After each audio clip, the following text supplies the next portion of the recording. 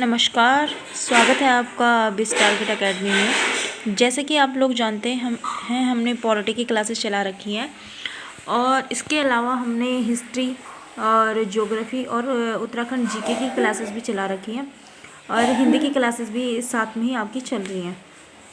अगर आपको क्लासेस पसंद आए तो प्लीज़ विज़िट कीजिएगा क्लासेस में, और अगर आपको ये वीडियो पसंद आए तो लाइक, सब्सक्राइब और शेयर कीजिएगा।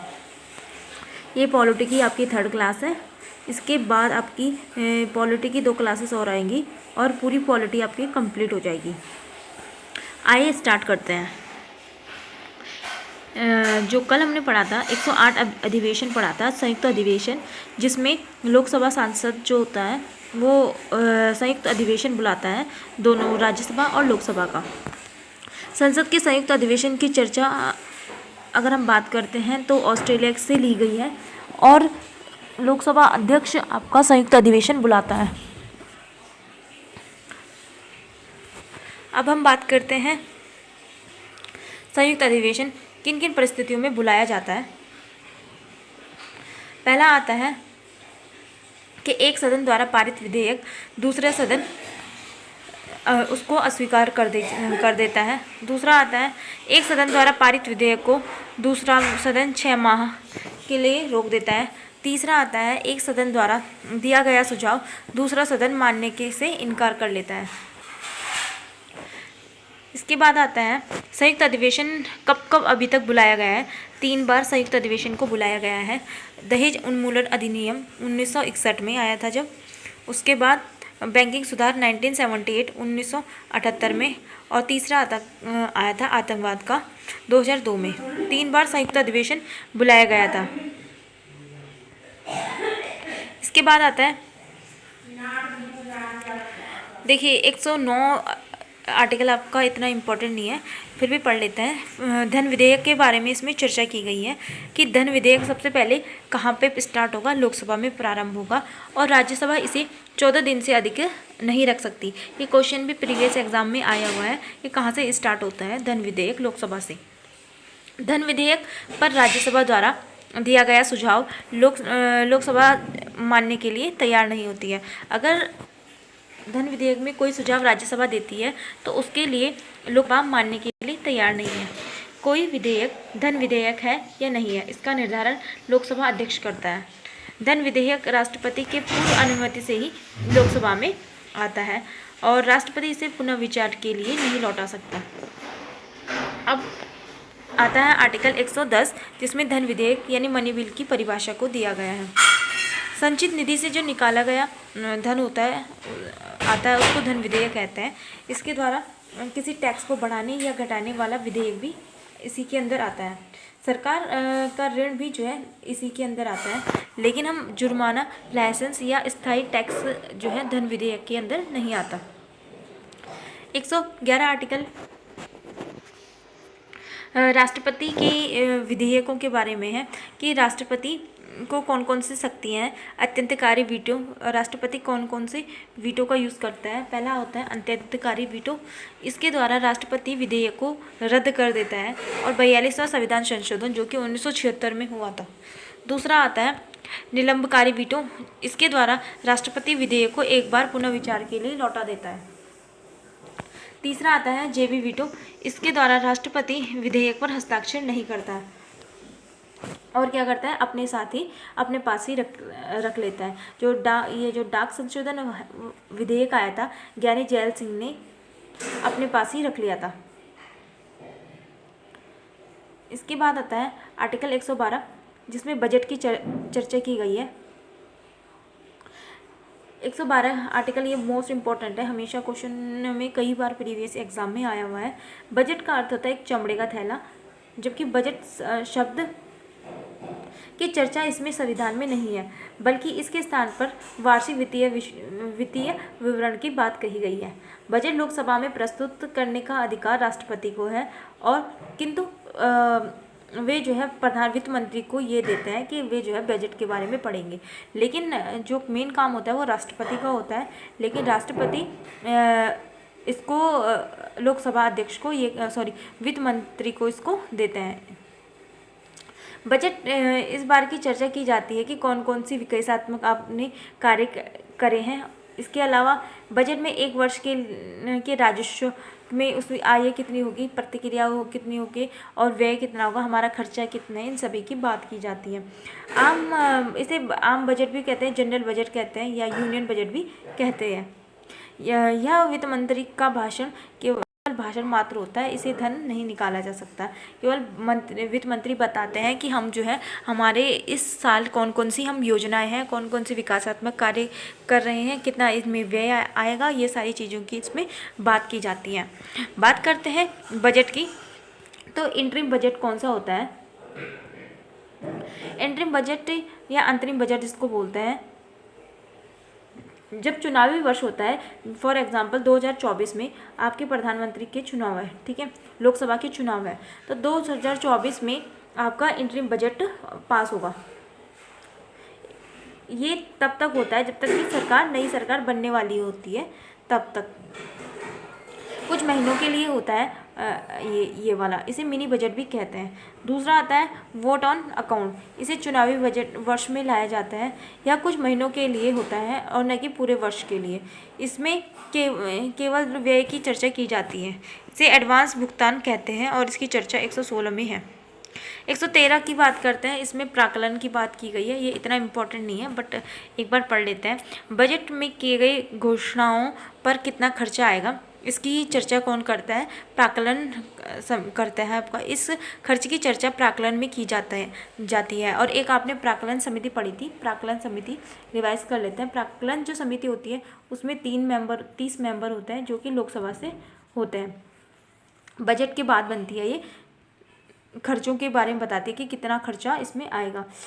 114 आता है विनियोग विधेयक। विनियोग विधेयक कौन सा होता है, प्राक्कलन में बताए गए और धन निकालने के लिए संसद में विनियोग विधेयक की बात की गई है। और जब तक विनियोग विधेयक पारित न हो जाए तब तक धन नहीं निकाल सकते। पहले आपको विनियोग विधेयक लाना पड़ेगा, उसके बाद ही आप धन निकाल सकते हैं। 115 आर्टिकल कहता है कि अनुपूरक अनुदान, विनियोग जो विधेयक द्वारा दिया गया जो धन होता है, धन या महंगाई के कारण कम पड़ जाता है, जिस कारण काम रुक जाता है। अगर विनियोग विधेयक आया और उसके बाद जो धन है आपका कम पड़ जाता है तो उसके बाद अतिरिक्त अनुदान आता है। काम पूरा करने के लिए अतिरिक्त धन को अनुदान नामक विधेयक से लाया जाता है। बजट में कटौती प्रस्ताव कौन कौन से होते हैं। बजट की मांग को कम करने के लिए बजट पर कटौती प्रस्ताव लाया जाता है और ये 3 प्रकार का होता है। नीतिगत, इसके द्वारा बजट को अस्वीकार कर दिया जाता है और अनुदान के रूप में 1 रुपये दिया जाता है। दूसरा आता है अर्थगत कटौती, इसके द्वारा बजट का कुछ भाग कम कर दिया जाता है। तीसरा आता है सांकेतिक कटौती, इससे बजट पर असहमति दिखाई जाती है और बजट में 100 रुपये काट दिए जाते हैं। ये इतने इम्पोर्टेंट नहीं है। अब आता है आर्टिकल 116, इसमें लेखा अनुदान की बात की गई है। विनियोग विधेयक को पारित कराने में सरकार को समय लगता है। अगर सरकार को अपना कोई काम कराना है तो विनियोग विधेयक आएगा। तो सरकार अगर अपना काम जल्दी करवाना चाहती है तो उसके लिए सरकार क्या करती है, लेखा अनुदान के माध्यम से कुछ एडवांस पैसे निकाल सकती है, क्योंकि विनियोग विधेयक में आपको टाइम लगता है, ठीक है, तो इसलिए सरकार कुछ एडवांस में पैसे निकाल देती है। कभी कभी लेखानुदान तो पारित हो जाता है किंतु विनियोग विधेयक पारित नहीं होता है, जिस कारण काम अधूरा पड़ जाता है। इसलिए हमारी जो कई सारी योजनाएं होती हैं जो चलती हैं वो काफ़ी टाइम उनको लग जाता है, ठीक है, इसी के कारण होता है। 117 आर्टिकल आता है वित्त विधेयक या फाइनेंस बिल। इसके अंतर्गत क्या है कि आगामी वर्ष ये होता है विकासात्मक कार्यों के लिए वित्त विधेयक। वित्त विधेयक क्या होता है, जितने भी आपके विकास वाले कार्य होते हैं, विकास के कार्य जो होते हैं उनके लिए आपका वित्त विधेयक आता है।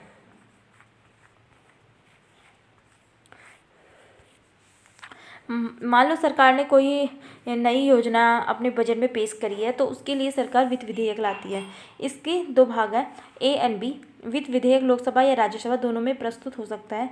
पहला होता है राष्ट्रपति की पूर्व अनुमति में, केवल लोकसभा में ही पारित होगा, और राज्यसभा जो इसको अस्वीकार कर देती है, और संयुक्त अधिवेशन के द्वारा। दूसरा आता है वित्त विधेयक कैटेगरी बी, जो कि राष्ट्रपति की पूर्व अनुमति में होता है, किसी भी सदन से प्रारंभ होता है और राज्यसभा इसको क्या करती है, अस्वीकार कर देती है, और संयुक्त अधिवेशन इसमें बुलाया जाता है। इसके बाद आता है आर्टिकल 120, जिसमें है संसद में प्रयोग की जाने वाली भाषा। संसद में कौन सी भाषा का प्रयोग होगा, इसके बारे में बताया गया है। संसद में केवल या तो हिंदी या इंग्लिश भाषा ही यूज़ होगी, लेकिन अगर कोई सांसद चाहता है कि वो अपनी क्षेत्रीय भाषा में अपना भाषण दे, तो वो सभापति से अनुमति ले सकता है। आर्टिकल संसद जजों की आचरण कार्यप्रणाली। अब यहाँ से जजों के बारे में है, न्यायालय के बारे में। आपका सुप्रीम कोर्ट, हाई कोर्ट, इसमें दिया गया है कि संसद जजों के आचरण कार्यप्रणाली और पर चर्चा नहीं कर सकता, किंतु उन पर महाभियोग, अगर कोई प्रॉब्लम होती है तो महाभियोग लगा सकते हैं। आर्टिकल 122, न्यायालय द्वारा संसद की कार्यवाही की जांच नहीं की जाएगी। अगर संसद कोई कार्य करती है तो उसमें न्यायालय का कोई हस्तक्षेप नहीं होगा, और कोई आपातकालीन कानून की ज़रूरत हो तो किंतु विधेयक संवैधानिक है या नहीं है, इसकी जांच सुप्रीम कोर्ट कर सकता है। ठीक है। अब ये मोस्ट इम्पोर्टेंट आर्टिकल है 123। ये क्वेश्चन प्रीवियस एग्जाम में काफ़ी बार आता है। आइए इसको समझते हैं अच्छे से। 123 के तहत राष्ट्रपति अध्यादेश को जारी करता है कि जब संसद का कोई सत्र नहीं चल रहा है, ऑफ है, सीजन ऑफ है, और कोई आपातकालीन कानून की ज़रूरत होगी, तो मंत्रिमंडल, जो हमारा कैबिनेट मंत्री रहते हैं, जिनमें राज्य मंत्री रहते हैं और प्रधानमंत्री रहते हैं, तो उनकी सिफारिश पर राष्ट्रपति जो है एक अस्थायी कानून बना देता है, अस्थायी कानून बना देता है। ठीक है। और इसे क्या बोलते हैं, अध्यादेश कहते हैं। अध्यादेश स्थायी कानून होता है। राष्ट्रपति अध्यादेश को कभी भी वापस ले सकता है। राष्ट्रपति क्या करता है, अध्यादेश को कभी भी वापस ले सकता है। एक राष्ट्रपति चाहे जितनी बार अध्यादेश ला सकता है, और एक राष्ट्रपति जो होता है जितनी बार चाहे वो अध्यादेश ला सकता है। अध्यादेश का अधिकतम अंतराल जो है 6 माह का होता है। 6 माह तक उसमें कानून बनाना पड़ता है। यदि इस 6 माह के बीच कोई सत्र प्रारंभ हो जाए तो अध्यादेश की शक्ति मात्र 42 दिन रह जाती है। अगर सत्र चला आपका, उसमें संसद ने आपका कानून बना दिया, तो वो मात्र 42 दिन ही जो राष्ट्रपति ने बनाया है कानून, वो चलेगा। अगर हम बात करते हैं इसका उल्टा, 123 के अंदर राष्ट्रपति के अध्यादेश के बारे में हमें बताया गया है, और इसको अगर हम 213 कर दें, 213, तो इसमें राज्यपाल अध्यादेश जारी करता है। आगे आप उन्हें स्टार्ट करना है, राज्यपाल। नेक्स्ट आते हैं 124 आर्टिकल में। इसमें सुप्रीम कोर्ट के गठन की चर्चा दी गई है कि सुप्रीम कोर्ट का गठन किस तरीके से होगा। तो सुप्रीम कोर्ट में 33+1 यानी 34 जज बैठते हैं। सुप्रीम कोर्ट में जज बनने के लिए किसी भी हाई कोर्ट में 5 साल जज या 10 साल वकील होना चाहिए होता है। साथ ही राष्ट्रपति के नज़र में कानून का एक अच्छा सलाहकार इसमें होना पड़ेगा। सुप्रीम कोर्ट में जजों की नियुक्ति राष्ट्रपति करता है। कौन करता है? राष्ट्रपति के द्वारा होती है। जबकि जज की नियुक्ति के समय राष्ट्रपति मुख्य न्यायाधीश में से सलाह लेता है। मुख्य न्यायाधीश की नियुक्ति के समय राष्ट्रपति कॉलेजियम की सलाह लेता है। अब कॉलेजियम क्या होता है? कॉलेजियम क्या होता है कि सुप्रीम कोर्ट के जो सीनियर जजेस हैं, 5 सीनियर जजेस, उनकी एक बैच होती है, जिसमें जब राष्ट्रपति को सुप्रीम कोर्ट का मुख्य न्यायाधीश चुनना होता है, तो वो इन कॉलेजियम की ही मदद लेता है। सुप्रीम कोर्ट के जज जो कि रामास्वामी थे, उनके विरुद्ध एक बार जो है महाभियोग चलाया गया, लेकिन ये पारित नहीं हो पाया। 65 वर्ष सुप्रीम कोर्ट के जज की आयु होती है। जजों का वेतन अगर हम बात करते हैं, इतना इम्पोर्टेंट नहीं है, बस एक बार पढ़ लेते हैं कि जजों को संचित निधि से वेतन दिया जाता है और इसमें कटौती नहीं की जाती। मुख्य न्यायाधीश को 2,80,000 तथा अन्य न्यायाधीशों को 2,50,000 इसमें इनको वेतनमान दिया जाता है। आर्टिकल 126 कहता है कि जब न्यायाधीश अनुपस्थित रहता है तो 33 जजों में से एक को अस्थायी मुख्य न्यायाधीश बना दिया जाता है। अगर सुप्रीम कोर्ट के जज अनुपस्थित हैं तो उनके स्थान पर जो 33 जज हैं सुप्रीम कोर्ट के, उनमें से कोई एक जज को सुप्रीम कोर्ट के जो जज हैं मुख्य न्यायाधीश उनके जगह में बना दिया जाएगा कुछ समय के लिए, और उनकी जो भी उनको वेतन भत्ते आदि मिलते हैं, शक्तियाँ मिलती हैं, वो उस जज को मिलेंगे। एडहॉक या तदर्थ क्या होता है? अगर सुप्रीम कोर्ट में आपके जजों की संख्या में कमी है, सुप्रीम कोर्ट है जो आपका, उसमें अगर आपके जजों की संख्या में कमी है तो सुप्रीम कोर्ट के जज जो है हाई कोर्ट, जितने भी आपके 25 हाई कोर्ट के मुख्य न्यायाधीश से सलाह लेकर उनकी नियुक्ति कर एडहॉक जज की नियुक्ति करते हैं, और इसकी शक्तियाँ जो बनता है एडहॉक जज यानी कुछ समय के लिए, उसी तत्कालीन टाइम के लिए उसको सुप्रीम कोर्ट के जज के बराबर जितने भी फैसिलिटी हैं वो मिलती हैं केवल कुछ टाइम के लिए। आर्टिकल 128 कहता है कि एडहॉक जज उपलब्ध नहीं हो पाते हैं तो सेवानिवृत्त जज को लाया जाता है, और अगर सुप्रीम कोर्ट को ऐसे जज नहीं मिल पाते हैं जिनकी क्या कहते हैं उसमें हाई कोर्ट में उस जिस तरीके के जजों को उनकी आवश्यकता होती है, तो वो जो सेवानिवृत्त जज होते हैं उनको चुनते हैं। आर्टिकल 129 कहता है कि सुप्रीम कोर्ट न्यायाधीश का कार्य करता है, अर्थात सुप्रीम कोर्ट का निर्णय किसी अन्य मुकदमे में उदाहरण के रूप में प्रस्तुत किया जाता है तो ताकि न्याय जल्दी मिल सकता है। आर्टिकल 130 सुप्रीम कोर्ट दिल्ली में है, किंतु अगर मुख्य न्यायाधीश चाहे तो वो राष्ट्रपति को उसकी ब्रांच खोलने के लिए कह सकता है। सुप्रीम कोर्ट आर्टिकल 131 कहता है कि सुप्रीम कोर्ट का प्रारंभिक या मूल अधिकार क्या है? मूल अधिकारिता। इसके अंतर्गत वैसे मामलों को रखते हैं जो केवल सुप्रीम कोर्ट में सुलझाए जाते हैं। नहीं, इसके अंदर केंद्र और राज्य में अगर कोई विवाद चल रहा हो तो वो आपका सुप्रीम कोर्ट में जाएगा। राज्य का विवाद और केंद्र और दूसरी ओर किसी राज्य का विवाद अगर चल रहा है तो वो सीधे सुप्रीम कोर्ट में जाएगा। राष्ट्रपति तथा उपराष्ट्रपति का विवाद भी सीधे सुप्रीम कोर्ट में जाता है, किंतु इसके मूल अधिकारिता में शामिल नहीं करते क्योंकि इसकी चर्चा आर्टिकल 171 में दी गई है। आर्टिकल 132 कहता है कि हाई कोर्ट से सुप्रीम कोर्ट में अपील करने का अधिकार। अब आर्टिकल 137 मोस्ट इम्पोर्टेंट है। 137 न्यायिक पुनरावलोकन। सुप्रीम कोर्ट अपने फैसले को बदलने के लिए, मतलब अगर सुप्रीम कोर्ट चाहे तो वो अपना फैसला बदल सकता है, और ऐसा सुप्रीम कोर्ट ने कई बार कहा है। इसको सुप्रीम कोर्ट की न्यायिक पुनरावलोकन शक्ति बोलते हैं। और जो अगर हम एग्जाम्पल की बात करें कि सुप्रीम कोर्ट ने चंपक दो रंजन जो मामला था 1960 में, साथ ही बेरोबारी जो मामला था 1960 में, प्रस्तावना को संविधान का अंग नहीं माना था इन दोनों में। लेकिन 1960 में सुप्रीम कोर्ट ये फैसला सुना चुकी थी, ये जो फैसला था ये सुना चुकी थी कि प्रस्तावना संविधान का अंग नहीं है। लेकिन 1973 ईस्वी में जो केशवानंद भारती केस आया उसमें बताया गया कि जो प्रस्तावना है वो संविधान का ही एक अंग है, और कहा कि संसद इसमें संशोधन कर सकती है। साथ ही संसद सुप्रीम कोर्ट के मूल ढांचे का सिद्धांत इसको दिया गया और कहा गया कि संसद ऐसा कोई परिवर्तन नहीं कर सकती जिससे कि संविधान का मूल ढांचा प्रभावित हो। मतलब संविधान का जो मूल ढांचा है उसमें कोई चेंजेस नहीं होने चाहिए। इस कारण आज अनुच्छेद 365 ही है। इसके बाद आता है 139 आर्टिकल। इसमें मूल अधिकार के अलावा किसी अन्य मामले में रिट निकालना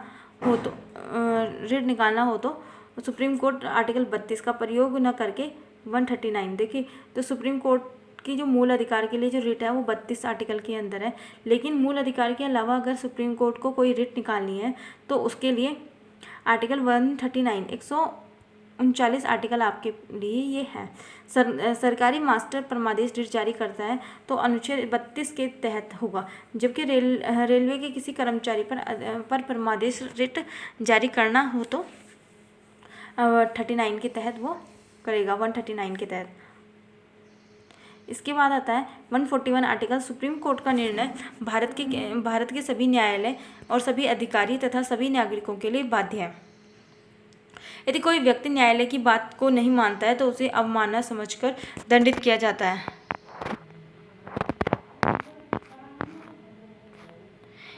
वन 143 आर्टिकल भी मोस्ट इम्पोर्टेंट है। इसमें बताया गया है कि राष्ट्रपति किसी मुद्दे पर अगर सुप्रीम कोर्ट के जज की सलाह लेना चाहता है तो वो ले सकता है, लेकिन उसके लिए बाध्य नहीं है। अगर एग्जाम्पल की बात करते हैं कि 1993 में राष्ट्रपति डॉक्टर शंकर दयाल शर्मा ने बाबरी मस्जिद का केस जो था उसके मामले में सलाह ली थी, किंतु न्यायालय ने उस पर कोई सलाह नहीं दी थी। सलाह मांग सकते हैं, लेकिन सलाह देने के लिए सुप्रीम कोर्ट के जज बाध्य नहीं है।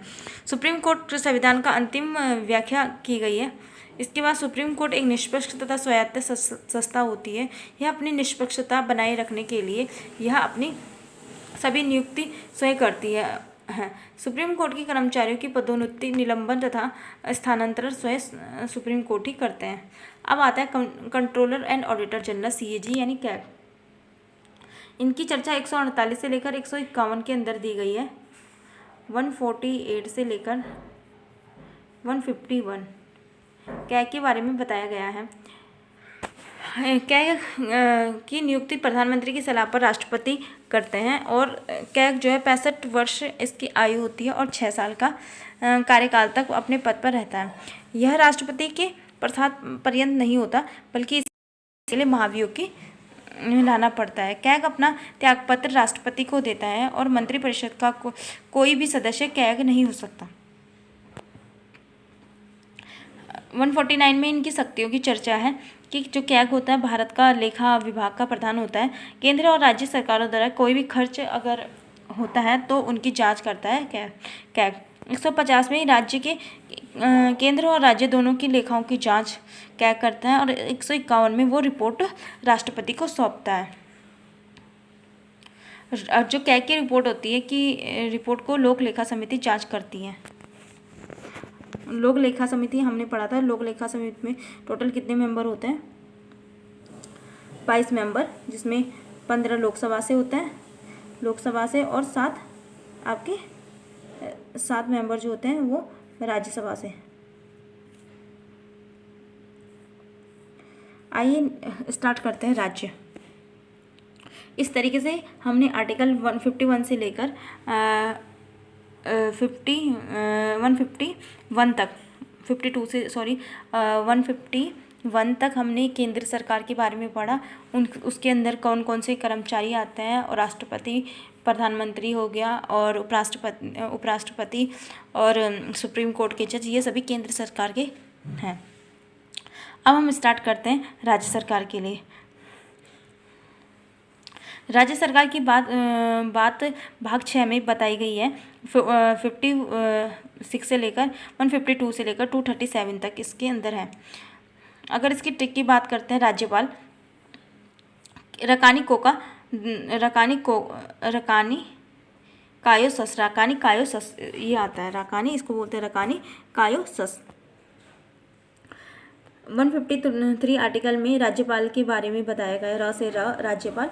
कानी काम से कार्यपालिका का प्रधान होता है। नी से नियुक्ति की बात की गई है। कार्यकाल 156।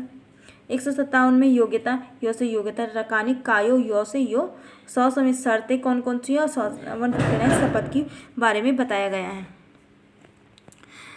153 आर्टिकल कहता है कि राज्यपाल का पद 153 आर्टिकल है कि राज्यपाल के पद की चर्चा 153 में की गई है। राज्यपाल का पद कहाँ से लिया गया है? कनाडा से लिया गया है। कनाडा से राज्यपाल का पद लिया गया है। प्रत्येक राज्य का एक राज्यपाल होगा, किंतु 2 राज्यों का एक राज्यपाल भी हो सकता है। अगर इस स्थिति में उसका वेतन उतना ही रहेगा किंतु राष्ट्रपति के कहने पर दोनों राज्य जो है राज्यपाल का वेतन देंगे। आर्टिकल 154 कहता है कि राज्यपाल कार्यपालिका का प्रधान होता है, किंतु वह केवल औपचारिक प्रधान होता है, वास्तविक प्रधान तो मुख्यमंत्री होता है। कार्यपालिका के अंतर्गत विभिन्न कार्यों से किया जाता है और जिसके लिए राज्यपाल को विभिन्न प्रकार की शक्तियाँ भी प्रदान हैं। राज्यपाल को अलग अलग तरीके की शक्तियाँ प्रदान हैं। पहली आती है कार्यकारी शक्ति। इसके तहत राज्यपाल मुख्यमंत्री, मंत्री तथा विभिन्न प्रकार की पदाधिकारियों की नियुक्ति करता है। दूसरा आता है विधायी शक्ति। यह नियम कानून से संबंधित होते हैं और इसके तहत राज्यपाल विधानमंडल के सत्र को बुलाते हैं और तथा सत्रवाचन करते हैं। वे विधेयक पर जब तक हस्ताक्षर नहीं कर दे तब तक विधेयक कानून नहीं बनता।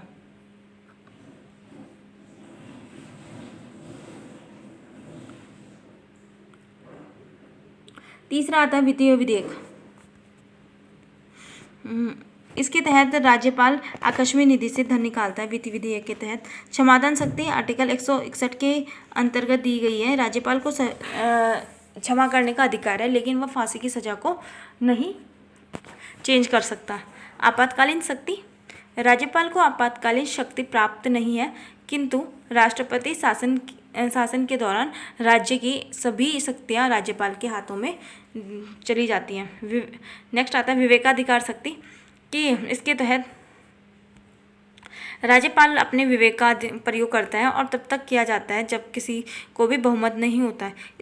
इस स्थिति में राज्यपाल किसी भी दल के नेता को सीएम बना सकता है और 30 दिन के अंदर उनको बहुमत साबित करना होता है। ये होता है राज्यपाल की विवेकाधिकार शक्ति। एक होता है विशेषाधिकार। इसके तहत अनुच्छेद 14 के अपवाद स्वरूप है ये। कुछ विशेषाधिकार राज्यपाल को दिए गए हैं। राज्यपाल पर उसके पद के दौरान उस पर अगर आपराधिक मुकदमा नहीं चलाया जा सकता, किंतु दीवानी मुकदमा चलाया जा सकता है। जब वे पद से हटेंगे तो उन पर आपराधिक मुकदमा तभी चलाया जाएगा। राज्यपाल राज्य के सभी विश्वविद्यालय जो होते हैं, विश्वविद्यालय के चांसलर यानी कुलाधिपति होते हैं। राष्ट्रपति के पास जब कोई विधेयक जाता है तो उस विधेयक को वो लौटा सकते हैं और उसको क्या बोलते हैं, जेबी वीटो बोलते हैं। जबकि राज्यपाल को किसी विधेयक को एक बार लौटा सकता है, लेकिन जेबी वीटो कर सकता है तथा राष्ट्रपति को भेजने के लिए विधेयक को संरक्षित रख सकता है। वो फिर उसके बाद राष्ट्रपति को भेजेगा। राज्यपाल को विवेकाधिकार शक्ति राष्ट्रपति से अधिक है। इसके बाद आर्टिकल 155 कहता है कि इसमें राज्यपाल की नियुक्ति की चर्चा की गई है कि राज्यपाल की नियुक्ति किस तरीके से होगी। वो करेंगे आपके प्रधानमंत्री की सलाह पर राष्ट्रपति करेंगे। आर्टिकल 156 की बात है। इसमें बताया गया है कि राज्यपाल को कोई निश्चित कार्यकाल नहीं होता है, वह राष्ट्रपति के प्रसाद पर्यंत होता है, राष्ट्रपति की इच्छानुसार काम करते हैं। आर्टिकल 157 राज्यपाल की योग्यताओं की बात की गई है कि वो एक नागरिक होना चाहिए। सबसे पहले तो भारत का पागल या दिवालिया नहीं होना चाहिए, राष्ट्र किसी लाभ के पद पर नहीं होना चाहिए और उसकी आयु कम से कम 35 वर्ष तो होनी ही चाहिए। आर्टिकल 158 में बताया गया है कि राज्यपाल के लिए शर्तें हैं। वह संसद या विधानमंडल में किसी का भी सदस्य नहीं होता। वह उस राज्य का निवासी नहीं रहना चाहिए जिसका राज्य का वह राज्यपाल है, किसी दूसरे राज्य का वो होना चाहिए। राज्य को शपथ हाईकोर्ट का मुख्य न्यायाधीश दिलाता है।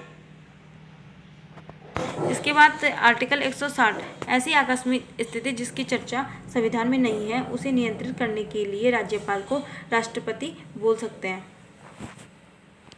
आर्टिकल 161 इसमें बताया गया है कि राज्यपाल की क्षमादान शक्ति को बताया गया है और वो फांसी की सजा को माफ़ नहीं कर सकता।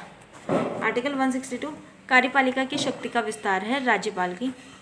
आर्टिकल 163 राज्यपाल को सहायता एवं सलाह के लिए एक मंत्रिपरिषद होती है जिसका अध्यक्ष कौन होता है, मुख्यमंत्री होता है। आर्टिकल 164 में मुख्यमंत्री की सलाह पर राज्यपाल अन्य मंत्रियों की नियुक्ति करता है। मुख्यमंत्री राज्य की कार्यपालिका का वास्तविक प्रधान होता है। वह विधानमंडल को सूचना या राज्यपाल को देता है। वह किसी मंत्री को नियुक्त करने या हटाने की सिफारिश राज्यपाल को करता है। साथ ही मुख्यमंत्री के त्यागपत्र या मृत्यु होने से मंत्रिपरिषद भंग हो जाती है और मुख्यमंत्री अपने हिसाब से मंत्रिपरिषद बनाता है। इसके बाद आर्टिकल 165 जिसमें महाधिवक्ता के बारे में बताया गया है। आर्टिकल 165 में राज्य सरकार की कानूनी सहायता देने के लिए एक महाधिवक्ता होता है।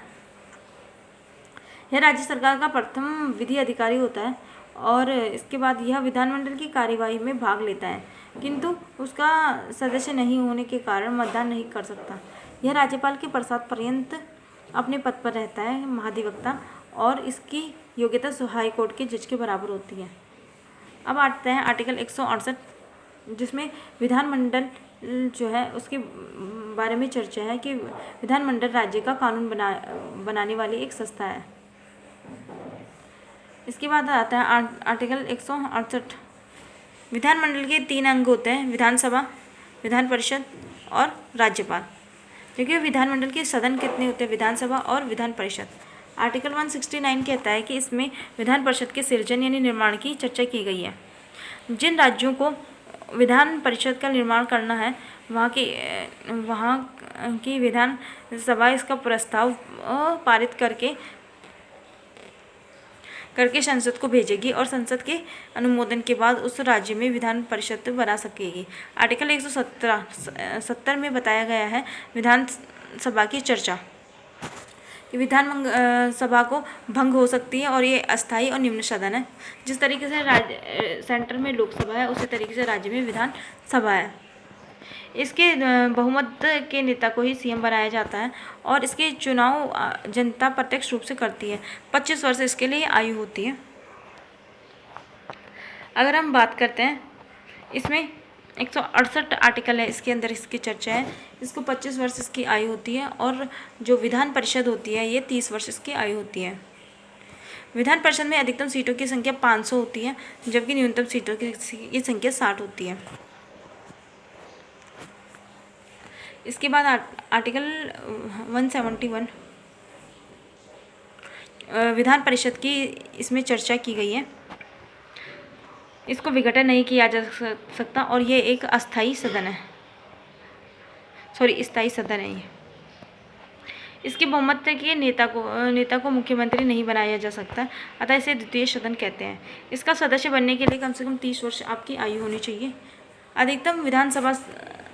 इसकी अधिकतम संख्या विधानसभा के 1/3 होती है। इसके सदस्यों का चुनाव 5 श्रेणी में होता है।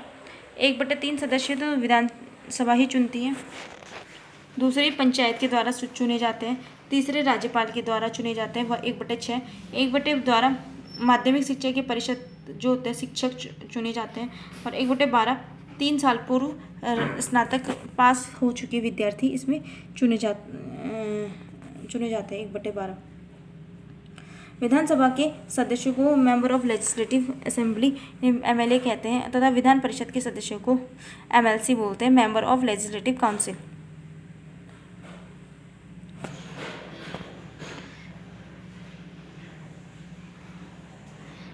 इसके नेक्स्ट आता है आर्टिकल 172।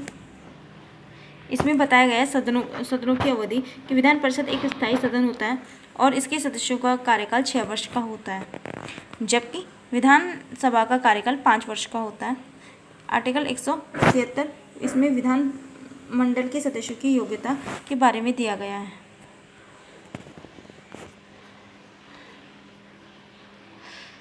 इसके बाद आर्टिकल 178 इसमें विधानसभा के अध्यक्ष तथा उपाध्यक्षों की चर्चा की गई है और इन्हें विधानसभा के सदस्य चुनते हैं। इस तरीके से हमने आज विधानसभा, विधान परिषद और राज्य के बारे में पढ़ा है। इस वीडियो में इतना ही, मिलते हैं नेक्स्ट वीडियो में। धन्यवाद।